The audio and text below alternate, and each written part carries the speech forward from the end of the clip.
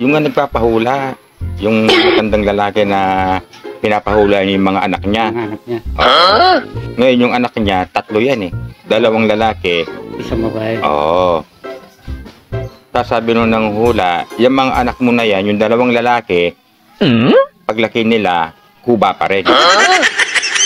Pero yung anak mo babae, paglaki niyan, hindi na magiging kuba, sabi. Dito na, hindi na kuba. Oo, paano nangyari yun? Ewan ko sa'yo. Di ba kuba sila, kuba? Ayun nga. Oo. Yung 2 lalaki, paglaki nila, kuba pa rin. O, yung anak na babae, paglaki daw, hindi na magiging Hindi kuba. na magiging kuba. O, paano nangyari yun?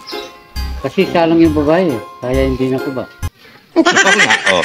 Paano nga nangyari na natanggal yung pagkakuba niya? Oh, no, no, no, no. Yan.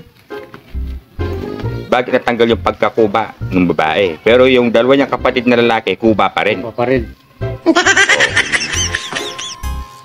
Kasi kaya natanggal yung pagkakuba niya, wala siyang kapatid na babae. Hindi.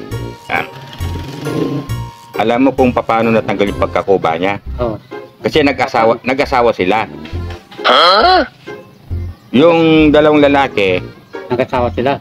o sila 3 nag-asawa na, di ba? O. Ngayon yung lalaki, kuba pa rin. Ayun nga, paglaki. Oo. Pero yung babae, Hindi na naging kuba. nahanap ang pagkakuba niya. Oo. Kasi nung nag-asawa sila, naging De La Cruz na. Oo. Paano nangyari yun?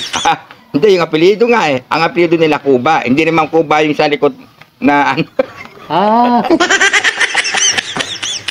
Oo nga pala, no?